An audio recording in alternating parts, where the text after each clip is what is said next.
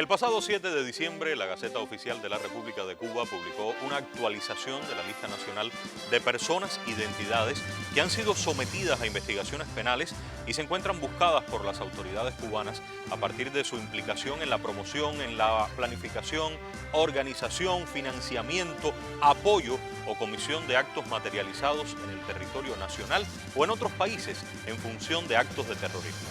¿Qué importancia tiene esta publicación? ¿Cuáles son las implicaciones reales? ¿Cuál es su validez? ¿Cuál es su efectividad? Hoy nos acompañan autoridades de los Ministerios del Interior y de Justicia y de la Fiscalía General de la República para encontrar todas esas respuestas. Ya comenzamos esta emisión especial de Hacemos Cuba.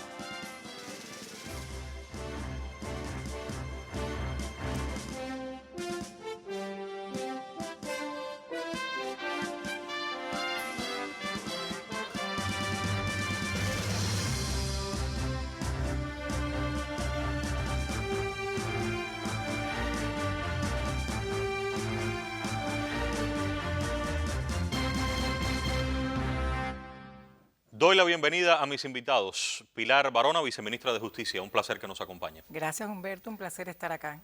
El vicefiscal general de la República, Marcos Caraballo de la Rosa. Saludos, Humberto, gracias por la oportunidad. Y también el teniente coronel Francisco Estrada, jefe de departamento en el órgano de instrucción de la seguridad del Estado. Teniente coronel.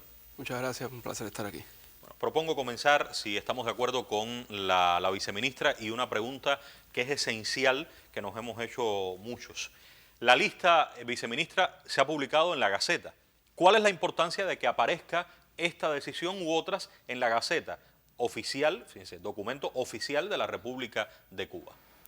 Bueno, Humberto, partiendo de la Constitución de la República, que en su artículo 165 dispone que las leyes, decretos presidenciales, decretos, resoluciones y demás disposiciones de interés general que emitan los órganos competentes se publican en la Gaceta Oficial de la República, entonces eso nos permite afirmar que la publicación de cualquier disposición de los órganos u organismos del Estado en la Gaceta Oficial tienen una validez jurídica que le imprime un peso legal, por cuanto allí se completa un elemento fundamental que es el conocimiento por todos de las últimas decisiones o las decisiones del poder público.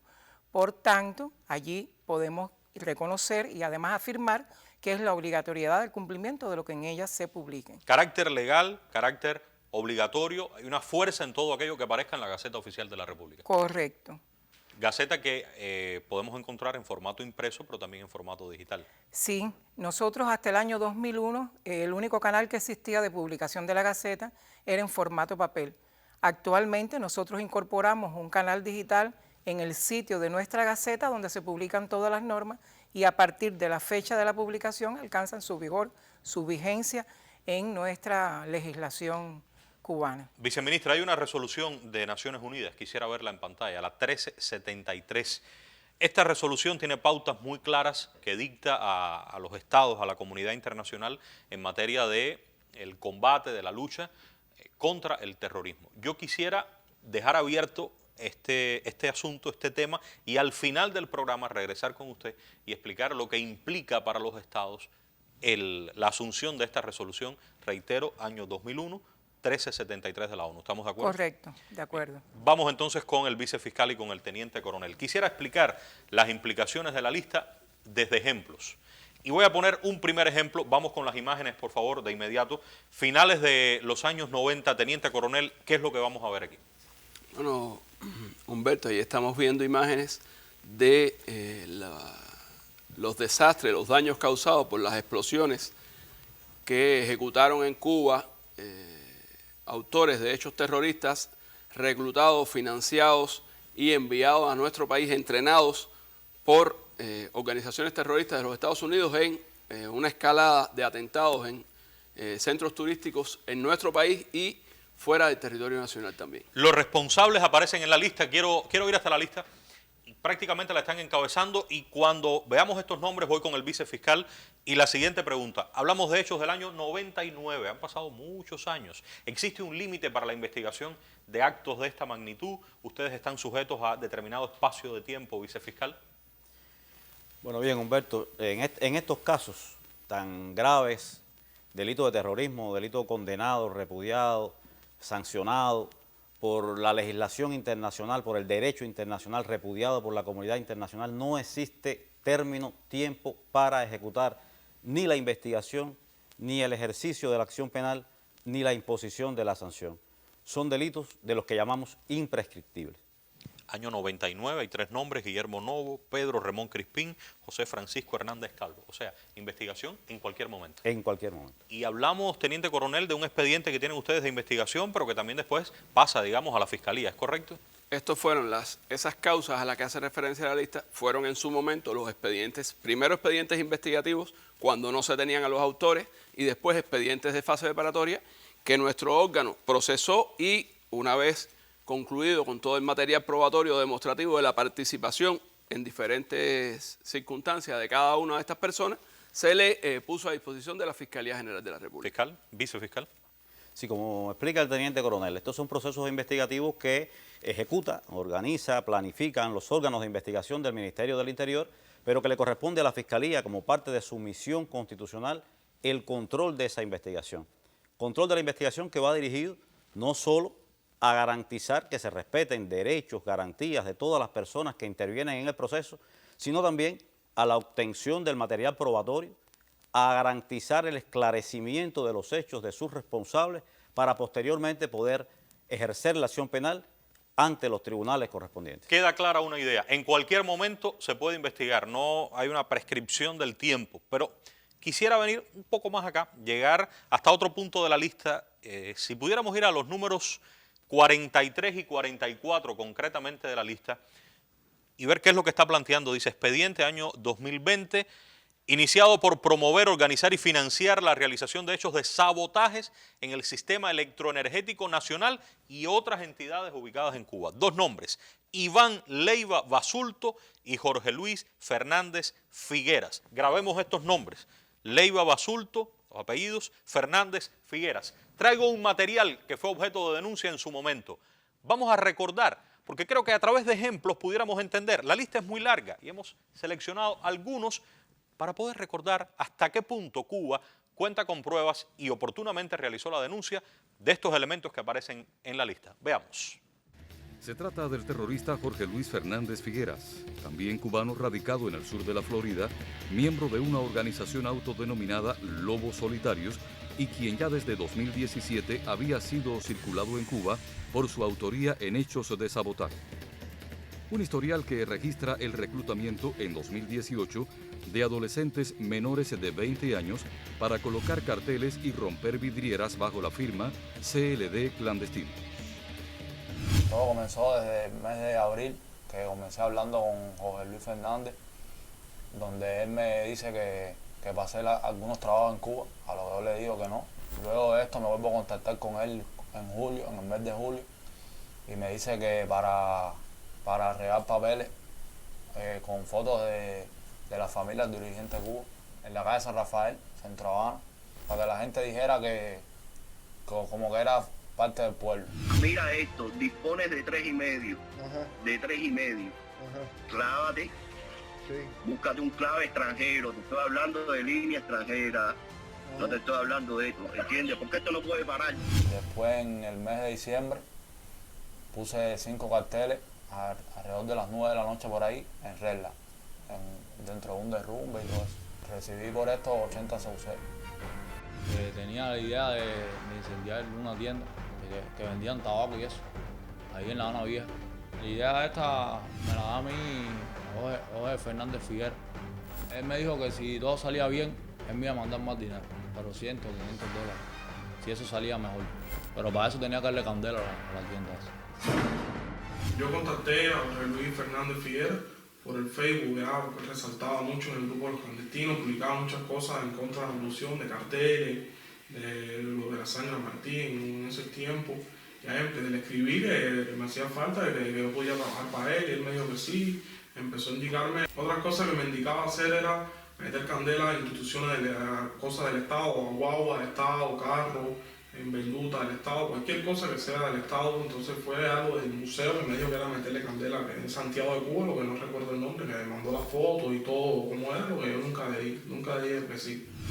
Junto al terrorista cubano residente en Estados Unidos, Iván Leiva Basulto, Jorge Luis Fernández Figueras ya había organizado y financiado en el año 2017 la quema de un almacén de la Organización Básica Eléctrica, un joven club de computación, la consulta médica de un policlínico y un aula de preuniversitario en el municipio habanero de San Miguel del Padrón. En el año 2019, las autoridades cubanas detuvieron a un ciudadano de la isla que había trabajado en el Despacho Nacional de Carga de la Unión Eléctrica. Durante sus últimos meses de labor, había acopiado información sobre el Sistema Eléctrico Nacional, su operatorio, sistemas de comunicación y esquema de redes. Y recibí una llamada de una persona que me propuso que le brindara información durante el tiempo que yo trabajé en el Despacho Nacional de Carga. Yo tenía información de hace año y medio atrás, cuando trabajaba en el despacho, que la tenía conmigo en un USB allá en España, y se la entregué a esa persona. Además me hizo preguntas sobre el Sistema Electroenergético Nacional, sobre el funcionamiento del despacho. Por ejemplo, si el Despacho Nacional se quedaba sin energía, ¿qué daño eso podría representar para el sistema?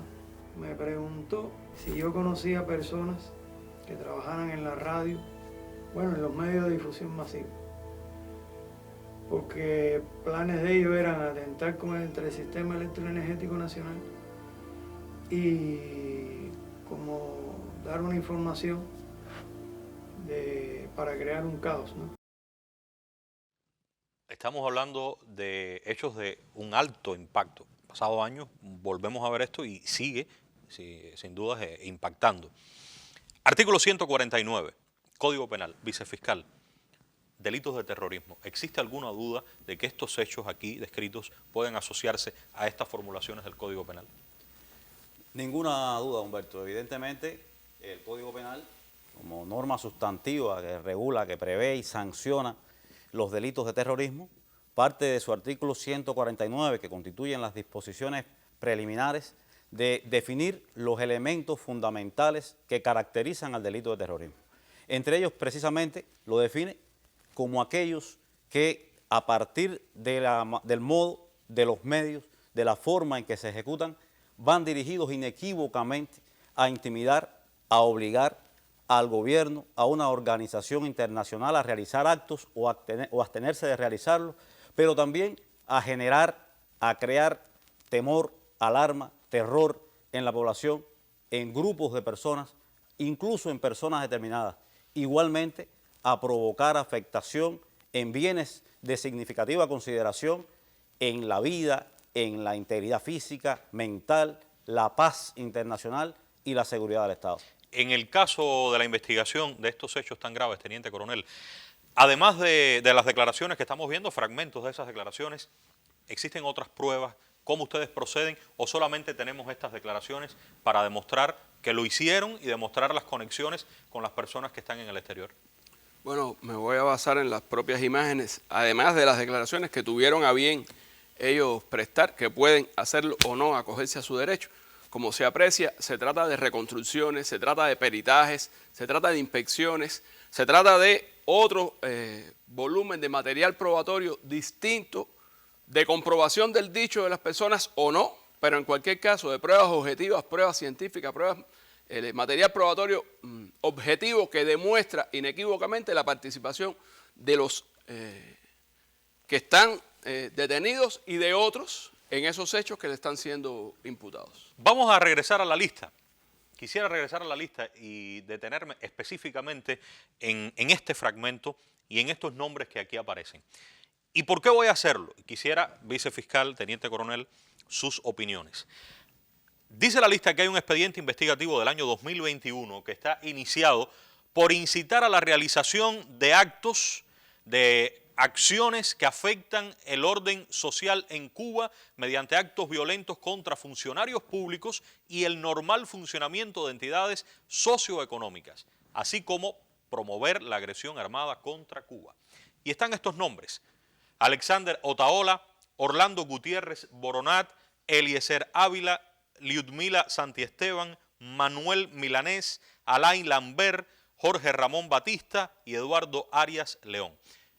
Estas personas, sobre todo algunos nombres aquí, esencialmente tienen plataformas a través de las tecnologías de la comunicación en la cual realizan actos de incitación y en algunos casos se está hablando del ejercicio de la libertad de expresión. O sea, que lo que ellos hacen responde al ejercicio de su libertad o su derecho a la libertad de expresión y que no tiene nada que ver con actos de terrorismo. Mi pregunta concreta ¿es libertad de expresión o son actos de terrorismo? ¿Merecen o no estar en esta lista que denomina a personas así con esa categoría de terroristas, vicefiscal?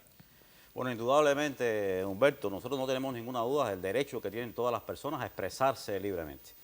Pero hay que tener en cuenta que ese derecho no es absoluto, no puede ser absoluto. El artículo 45 de nuestra Constitución, al que hemos hecho referencia en diversas ocasiones, establece precisamente los límites a ese derecho o al ejercicio de cualquier derecho. En primer lugar, el respeto al derecho de los demás. No puedes ejercer un derecho si violentas el derecho de los demás porque se produce un conflicto. El respeto también a la seguridad colectiva, al bienestar general, a la Constitución, al orden público y al resto del ordenamiento jurídico. Pero si además de esos límites que se establecen en la Constitución, lo que se expresa en las nuevas tecnologías de la información o por cualquier medio, por cualquier vía, además de estos elementos, también constituyen hechos delictivos, entonces no hay ninguna duda que el uso de esas tecnologías, de esas modernas tecnologías, de esas y otras que puedan venir, se convierten también en un nuevo escenario para cometer hechos delictivos, para cometer hechos terroristas y violentos. Vamos a detenernos en uno de los nombres y llamo la atención que pudiera ser cualquiera de esos nombres, pero traigo un ejemplo concretamente que sería aquí el número 57 de la lista, Jorge Ramón Batista Calero, Ultrac. Hemos traído una selección de lo que tanto hoy pudiéramos poner, repito, de cualquiera de los que están ahí, pero veamos este ejemplo y tratemos de relacionar hasta qué punto es libertad de expresión o es la consumación de un hecho delictivo asociado a terrorismo. Veamos. Ultrac, o mejor dicho, Jorge Ramón Batista Calero, se identifica como influencer, youtuber y productor musical en las redes sociales. Ciudadano cubano-americano. Nació el 10 de septiembre de 1988 en Buenaventura, provincia de Holguín. Emigró a Estados Unidos en 2016. Que en Cuba los cubanos tienen que salir a la calle masivamente, violentamente. No hay forma alguna pacífica o legal de que ustedes salgan del comunismo. No hay, no la hay. A no ser matando la cúpula castrista. Y sabemos bien claro que la dictadura no hay forma alguna que no sea con violencia que se debilita. Claro está que Jorge Ramón Batista Calero, al igual que otros operadores del terrorismo como Yamila, la llamada hija de Maceo, Willy González, Manuel Milanés y Alexander Otaola, alientan desde Estados Unidos acciones terroristas y de todo tipo contra Cuba. Teniente Coronel, estos nombres y otros, porque hay que decir que la lista no agota, además, todas aquellas personas que ahora mismo pudieran estar vinculándose a acciones terroristas contra Cuba. Estos nombres, independientemente de la imaginación o el deseo de alguien, concretamente suenan una y otra vez en las investigaciones que ustedes hacen de personas que cometen actos terroristas en Cuba. Bien, Humberto, estos nombres, y como bien tú dices, otros que seguimos investigando y que se actualizará la lista y irán a dar a la lista si son corresponden con actos terroristas lo que están haciendo, están ahí no solo por la instigación general, que también es ilegal, que también es terrorismo, sino por el reclutamiento y la convocatoria específica de ejecutar actos terroristas sobre los cuales hay elementos probatorios. No es solo lo que ellos dicen, es que además de eso organizan con las nuevas tecnologías financiamiento, reclutamiento, envío de tarifas, publicación de tarifas de cuánto pagan por cada tipo de acto terrorista que se ejecute a partir de sus indicaciones. Por tanto, como bien decía el vicefiscal, no es el mero ejercicio de su libertad de expresión, es el uso de la tecnología y la comunicación para indicar la ejecución de actos terroristas. Concretamente, tengo un ejemplo aquí, a ver si ustedes lo recuerdan, de este mismo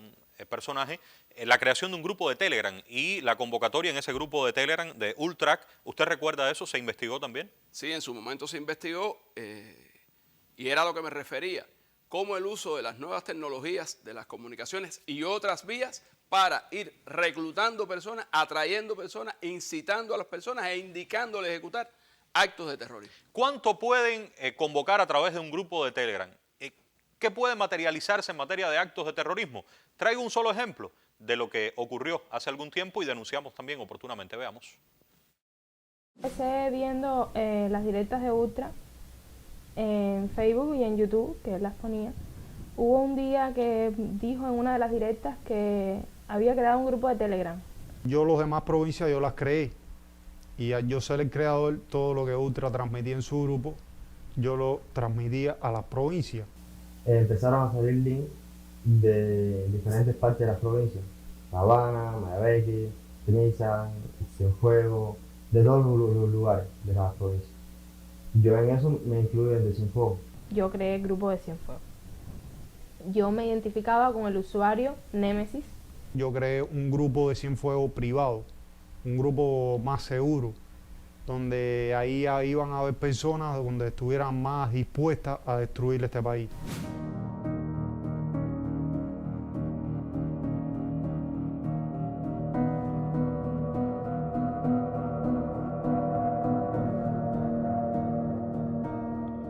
En el grupo las orientaciones que se daban era que, aparte de que todo el mundo se organizara, primero era manifestarse, ya después cuando, como dije, cuando iba aumentando el grupo, las orientaciones eran acabar con todo lo que fuera del gobierno. Meterle candela a las tiendas de tabaco, eso es terrorismo prácticamente. Tiendas MLC, tabaquería, ranchos, creo que campismo, las outfitas de la policía. Muchas de las cosas que se hablaba también era era como tipo un plan de distraer a la policía, hacerle como una llamada, distraer a la policía y al tú distraer a la policía va a ese lugar, se ponchan los autos de los policías y ahí hacen como un ataque a las unidades de policía.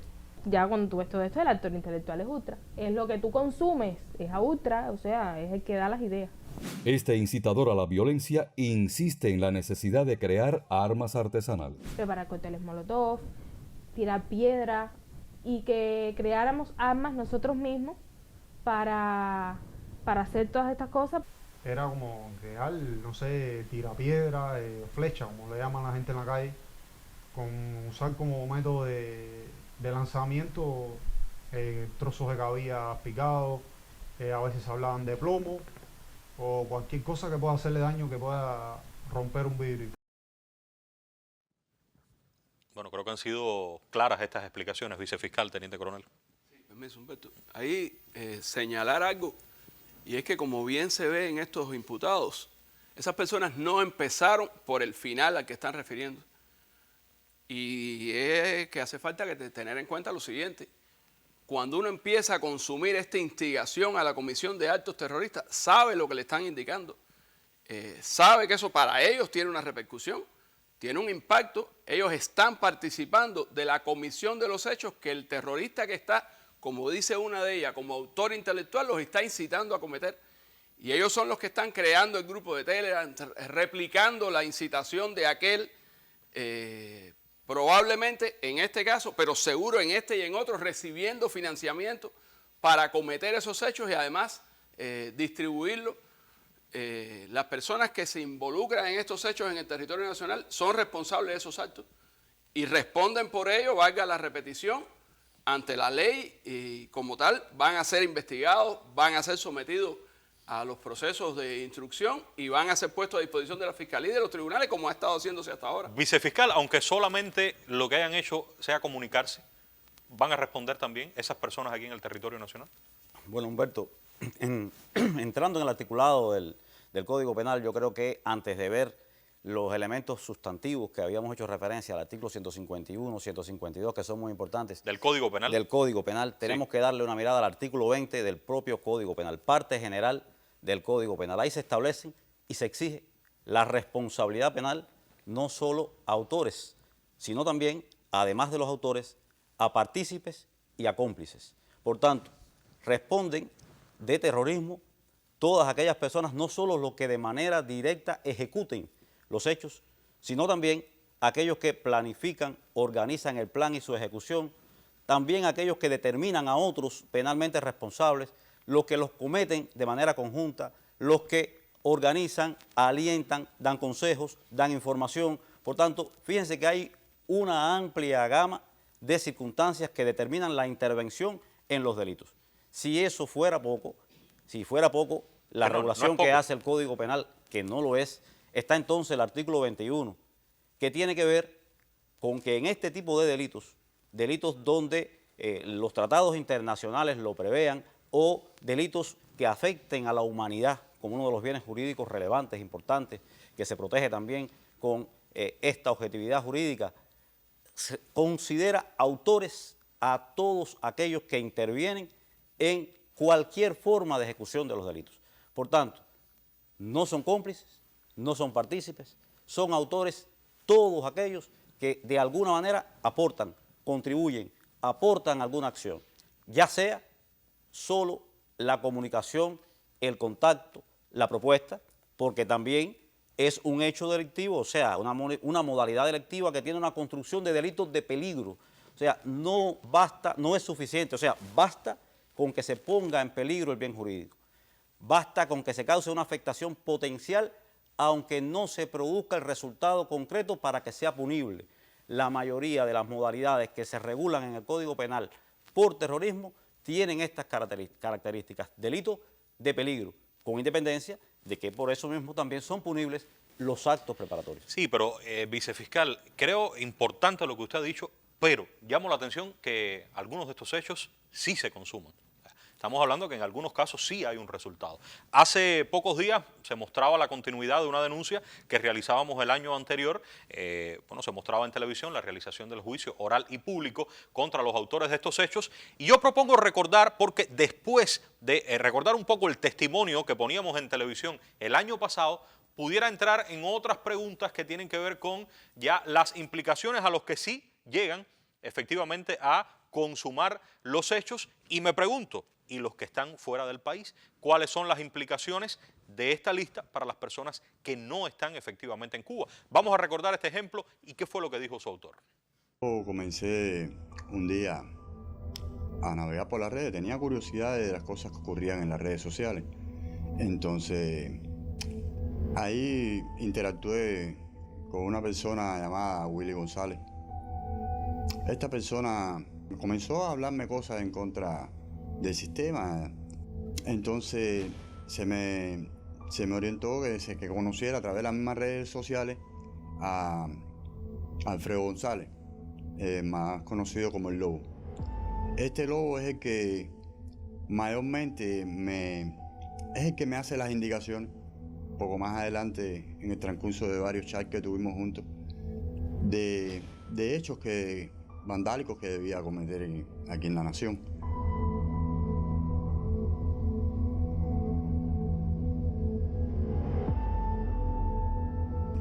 Se me indicó que buscara entidades estatales, organizaciones de masa, unidades aisladas de la PNR, tribunales, bufetes colectivos y cosas así por el estilo. Yo tiré ciertas fotos al Tribunal Municipal de Centro Habana y las envié hacia los Estados Unidos. Allí fue elaborado un plan, un presupuesto de cómo se debían ejecutar los hechos también. Lancé 2 cócteles Molotov al Tribunal Municipal de Centro Habana y ellos quedaron muy, muy satisfechos con ese trabajo.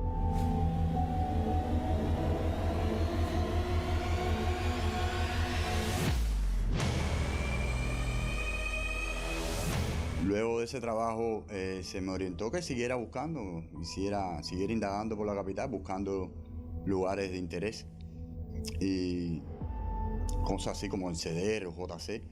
Y entonces encontré la Dirección Provincial de los CDR, le tiré una foto, como se dice, como me decían que eso eran trabajos de inteligencia y las envié hacia allá, hacia el exterior. Allá hace la misma rutina, lo aceptaron, dijeron que era un buen objetivo y entonces se mandó el presupuesto para comprar el combustible. Yo preparé los cócteles Molotov y lo ejecuté el hecho.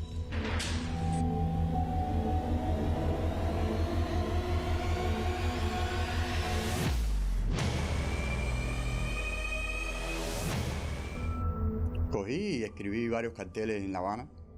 Se tenía que indicar la dirección exacta de los lugares donde fueron hechos para ellos ponerlos en los videos y eso en la promoción que iban a hacer. Como por ejemplo los carteles en la unidad de Zanja, cerca próximo a ciertas unidades de policía. Como decir, golpes a la yugular, como se me decía. Por ejemplo, el tumbado de líneas de alta tensión, de torres eléctricas, para lo cual se estaba preparando ya un personal, mediante el uso de automóviles que también se estaban preparando, estaban ya casi listos para la acción, y entonces tumbar mayormente una torre eléctrica en el oeste de la capital, pegado a la termoeléctrica de Mariel, y otro pegado a la termoeléctrica de Santa Cruz del Norte. Que con esto tenían como objetivo un apagón en la capital, porque se tenía la idea de que al dejar la capital sin luz, se quedaría un caos. No funcionarían los cajeros electrónicos, las entidades bancarias, no funcionarían los medios de transporte, las personas no irían a trabajar, se quedarían sin fluido eléctrico los frigoríficos con la alimentación, y entonces se estaba en esos preparativos. También se estaba preparando golpes contra los parques fotovoltaicos. Se pensaba hacer también en Camagüey y en las inmediaciones de Santiago de Cuba. Aquí hay un grupo de planes, pero hay acciones que se concretaron. Es lo que usted decía, peligro, pero también hay un resultado. Y entre los resultados, teniente coronel, una persona incluso lesionada en el caso de los CDR de la provincia de La Habana. Sí, Humberto, porque eso no es, volviendo al tema anterior, eso no es libertad de expresión, esos son hechos materializados de agresión contra lugares donde hay personas, que es algo recurrente desde los primeros casos que están en la lista. Recordemos que cuando las bombas de los 90 hubo un fallecido, hubo lesionados, y en la historia de esta actividad terrorista, ese ha sido de los resultados recurrentes, valga decirlo nuevamente, la lesión a personas, el daño a las instituciones, a partir del reclutamiento de ciudadanos radicados en el territorio nacional, el financiamiento, como bien se expresa ahí, la entrega de los recursos para ejecutar los hechos y además aprovecharse de estos hechos para su divulgación posterior en las mismas plataformas que tienen para la incitación a cometer estos actos. En el caso concreto de este hecho, la lista también hace alusión a un expediente, año 2022, lo dice textualmente, promover, financiar, ejecutar actos de sabotajes, Tribunal Popular de Centro Habana y Dirección de los CDR en La Habana, nombre a Mijail Sánchez González, pero esta persona menciona a otros también, que por cierto se reiteran muchos de estos nombres, no solo en un hecho, aun cuando la lista circunscribe a uno u otro expediente. Hay que decir que la participación de muchas de estas personas va más allá de un hecho concreto. William Cabrera González y Michelle Naranjo Riverón, aquí se habla de hechos de sabotajes en el sistema electroenergético nacional en Cuba. Pero vicefiscal, estas personas no están en Cuba. La pregunta ahora sería, ¿qué puede ocurrir concretamente con estas personas? ¿Existen vías, maneras, formas en las que Cuba pudiera insertarse para que no quede la lista solamente como la enunciación en la Gaceta Oficial, independientemente de la repercusión legal que explicaba la viceministra, tiene lo que en ella se publique?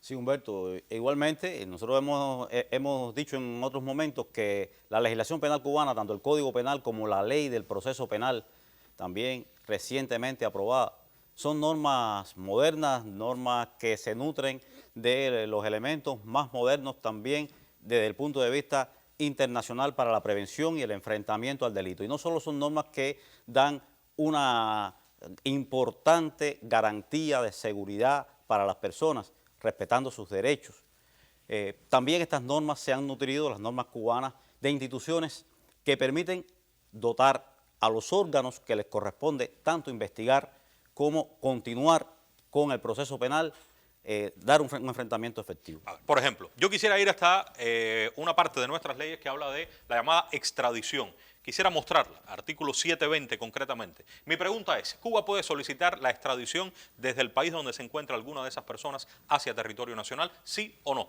Bueno, indiscutiblemente, uno de los elementos a los que estaba ahí precisamente iba a hacer referencia es a la extradición, que forma parte de la cooperación penal internacional. La extradición es uno de los actos, un acto importante de la cooperación penal internacional que regula la legislación penal cubana. Por tanto, a partir de lo que establece la ley, de los requisitos establecidos, o sea, el cumplimiento de nuestra propia normativa, los tratados internacionales y también el principio de reciprocidad, es perfectamente posible que las autoridades penales cubanas puedan, en materia de cooperación penal internacional, solicitar a autoridades penales de otros países la extradición de alguna de las personas que ha cometido hechos delictivos y no se encuentra en Cuba.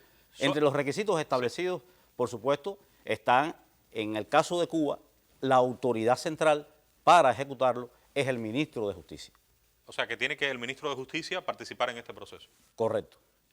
La asistencia penal internacional, estaba revisando aquí en la ley, ¿qué es? Porque no solo la extradición, también se puede solicitar asistencia en asuntos específicos en función de esta lista de La legislación cubana también prevé otros actos de cooperación penal internacional. La asistencia penal internacional, el traslado de personas y el traslado de sancionados, pero correctamente la asistencia penal internacional, que es un método muy efectivo porque también le da posibilidades al resto de las autoridades que intervienen en el proceso penal, aunque no sea la autoridad central, estamos hablando de la Fiscalía General de la República, del Tribunal Supremo Popular, a hacer acciones concretas de asistencia penal internacional, también con autoridades penales de otros territorios. Entre los elementos fundamentales de la asistencia están las investigaciones conjuntas, la ocupación de fondos, la ocupación preventiva de bienes, la realización de diligencias en el exterior del país, la toma de declaraciones, entre otras muy diversas, que garantizan también que ese enfrentamiento, cuando rebasa las fronteras del ámbito nacional, pueda ser efectivo. ¿Hay ejemplos de que esto ocurra, que se materialice? Hay muchos ejemplos en diversos procesos penales que hemos tenido en algunos momentos en tramitación, incluso en procesos penales que tenemos en tramitación en estos momentos. Hay ejemplos concretos de personas que estaban en otros países, que habían delinquido en Cuba y que hemos logrado que en estos momentos se encuentren en el país esperando o sometidos a los procesos legales correspondientes. ¿Hay ejemplos recientes? Ejemplos muy recientes. ¿De cooperación de otros países con Cuba para asuntos de este tipo? De cooperación de otros países con Cuba y también de Cuba con otros países, pero específicamente de otros países con Cuba. Hay ejemplos muy recientes que se encuentran hoy en tramitación en los órganos competentes. Teniente Coronel, y en materia de la investigación, ¿existe intercambio de Cuba con otros países? ¿Existe colaboración reciente y efectiva en asuntos de esta gravedad? Bueno, en general sí, y hacer una acotación que me parece importante.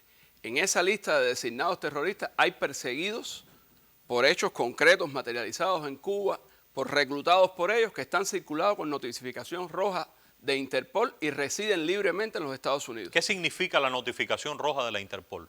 Que están circulados por ser autores de un delito de sabotaje, que la Policía Internacional, como se le conoce, Interpol, recibió la solicitud de Cuba y con los argumentos que Cuba aportó, decidió que tenían mérito suficiente y los circuló con notificación roja para ser detenidos donde se encuentren. Estamos hablando de determinados casos de esa lista. Exactamente. Y en el caso o en los casos que no están notificados a Interpol, ¿pudiera Cuba hacerlo también? También pudiera hacerlo y dependería solo de que Interpol decidiera que hay mérito suficiente, que a nuestro criterio debería haberlo porque están los materiales probatorios en cada uno de esos procesos. Pero más allá de eso, también se ha intercambiado en reiteradas oportunidades con las autoridades norteamericanas sobre los hechos terroristas cometidos contra Cuba y que salen, que nacen, que se organizan desde su territorio. Hay otro elemento en la ley nuestra, vicefiscal, que es juzgar en ausencia. Recuerdo que en alguna oportunidad lo explicamos. Vamos a verlo, por favor, en la ley. Explíqueme qué cosa es juzgar en ausencia. ¿Y sería posible en los casos de la lista, sí o no?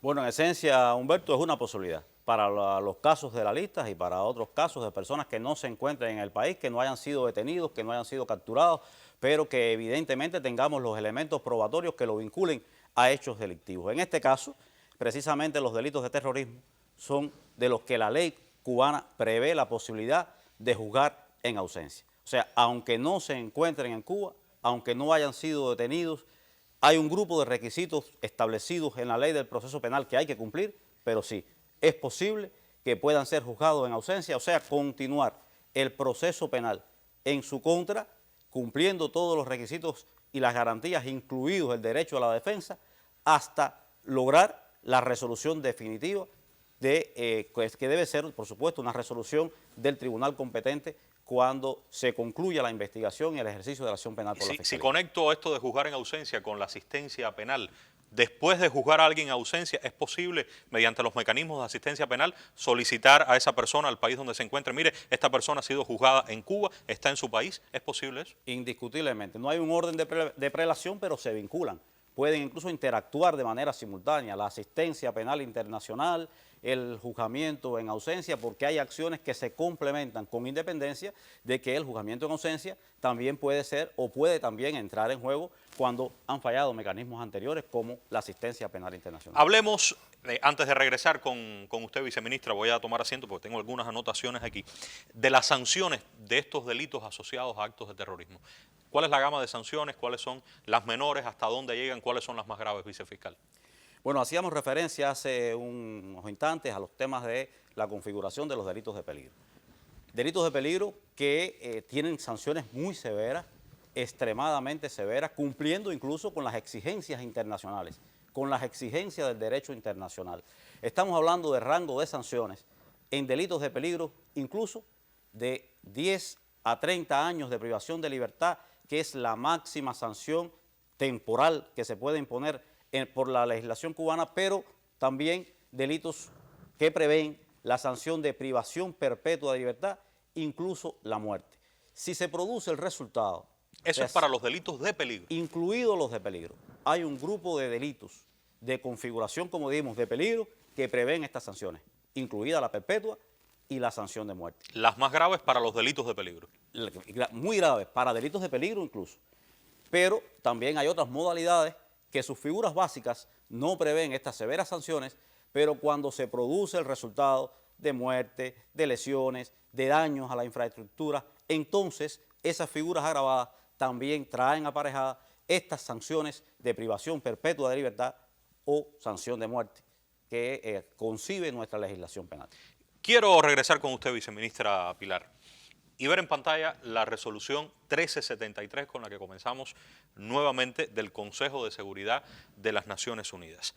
Esta resolución, viceministra, tiene una importancia cardinal porque fíjense, y vamos a detenernos en algunas de las ideas esenciales, dice, reafirmando la condena inequívoca de los ataques terroristas ocurridos en Nueva York, Washington y Pensilvania, 11 de septiembre de 2001, y expresando su determinación de prevenir todos los actos de esa índole. O sea, estamos hablando del Consejo de Seguridad de la ONU año 2001, habían acabado de ocurrir los atentados a las Torres Gemelas en Estados Unidos, regula este tema. Y por lo que entiendo, si esta es la norma internacional que mandata, obliga, conmina a los países a regular y a combatir el tema del terrorismo, le está dando a hechos como estos, viceministra, una importancia tal como la de los propios ataques terroristas ocurridos en los Estados Unidos. Así es, Humberto. Y hay un elemento que creo que es importante señalar con este aspecto. El capítulo 7 de la Carta de Naciones Unidas, además de ser jurídicamente vinculante, que es el que está referido a las acciones en casos de amenazas a la paz, quebrantamiento de la paz o actos de agresión, allí es importante que además del carácter vinculante que tiene esta norma, a partir de allí se reconoce que todas las resoluciones del Consejo de Seguridad de Naciones Unidas son de obligatorio cumplimiento por todos los estados. Y dentro de los elementos que nosotros debemos expresar, yo creo que es importante un poco hablar de la coherencia de nuestras normas con las normas de Naciones Unidas y con las resoluciones del Consejo de Seguridad de las Naciones Unidas. Cuba es parte y además ha firmado los 19 instrumentos jurídicos universales de Naciones Unidas y del Consejo de Seguridad de Naciones Unidas, dentro de la que se encuentra esta resolución 1373, disculpen, que usted ha hecho mención y que apareció expresamente ahí. Es decir, que estamos autorizados como país en cumplimiento de esa resolución y de nuestro sistema jurídico que nos permite no solo prevenir, sino también perseguir, reprimir y sancionar cualquier persona que haga dentro de nuestro territorio y, por supuesto, afectando a nuestro país, actos de corrupción, de terrorismo y dentro de los fundamentales que se han mencionado, y además está demostrado en esa lista que se ha publicado en nuestra Gaceta Oficial, contra estas personas que han afectado a nuestro país. Precisamente usted mencionaba, vamos a detenernos ahí en esto que veíamos en pantalla, por favor. Usted mencionaba el artículo o el capítulo 7 de la Carta de las Naciones Unidas y esta resolución plantea que actuando en virtud de ese capítulo decide que todos los estados, y llamo la atención en el carácter vinculante de esta resolución que usted acaba de explicar, que todos los estados deben prevenir y reprimir la financiación de los actos de terrorismo. Pero dice también en el inciso C que los estados deben congelar sin dilación los fondos y demás activos financieros o recursos económicos de las personas que cometan o intenten cometer actos de terrorismo o participen en ellos o faciliten su comisión de las entidades de propiedad o bajo el control directos o indirectos de esas personas y de las personas, entidades que actúen en nombre de esas personas y entidades o bajo sus órdenes, inclusive los fondos obtenidos o derivados de los bienes de propiedad o bajo el control directos o indirectos de esas personas y de las personas y entidades asociadas con ellos. Realmente una formulación vicefiscal amplia, pero creo que es muy clara y muy directa en cuanto a lo que deben hacer los estados en materia de lucha contra el terrorismo. Sí, Humberto, inequívoca y con expresión concreta en nuestra legislación penal. El Código Penal cubano, precisamente, como explicaba la viceministra, es coherente con estas disposiciones de derecho internacional y regula en su articulado instituciones que permiten dar respuesta a estas exigencias. La confiscación de bienes. Este es un delito que trae aparejada la confiscación de bienes, salvo la diferencia con el comiso. Se trata de que no se exige que los bienes tengan una relación directa o indirecta con el delito para poder ser alcanzados por la confiscación. O sea, pueden ser objeto de confiscación cualquier bien perteneciente a un terrorista, a entidades, a personas que de cualquier manera lo favorezcan. Bueno, los marcos sancionadores que ya vimos e indiscutiblemente una serie importante de regulaciones que garantizan un enfrentamiento efectivo, fuerte, riguroso, severo a todas las conductas que se relacionan con el terrorismo. Esta información también, Teniente Coronel, ha sido parte de estos intercambios a los que usted hacía alusión, información de esta categoría o de este tipo. Toda la información sobre la participación de cada uno de esos y otros en los actos terroristas que han sido investigados y demostrados en Cuba ha sido compartida con esas autoridades. ¿Y seguirá siendo de esa forma? Eso es una política, eso es una norma de enfrentamiento. Seguiremos investigando, seguiremos demostrando, esclareciendo e intercambiando información con las autoridades de Estados Unidos y de otro país cualquiera que sea necesario. Si seguimos revisando la resolución, encontramos otros ejemplos que lo que hacen es reafirmar cada una de las acciones que han sido explicadas aquí, tanto en materia práctica como legislativa. Por ejemplo, plantea también que hay que adoptar medidas necesarias para prevenir la comisión de actos de terrorismo, prevenir de forma temprana unos estados a otros mediante el intercambio de información, denegar refugio a quienes financian, planifican o cometen actos de terrorismo, impedir que quienes financian, planifican, facilitan o cometen actos de terrorismo utilicen sus territorios respectivos para esos fines. En fin, invito al estudio de esta resolución 1373. ¿Algún comentario final sobre esta resolución, viceministra, o la aparición de la lista en la Gaceta Oficial? Bueno, ratificar. Primero, que la publicación en la Gaceta Oficial de la República de esta lista, en virtud y en cumplimiento de la resolución 1373 del Consejo de Seguridad de Naciones Unidas, es válido y es legal.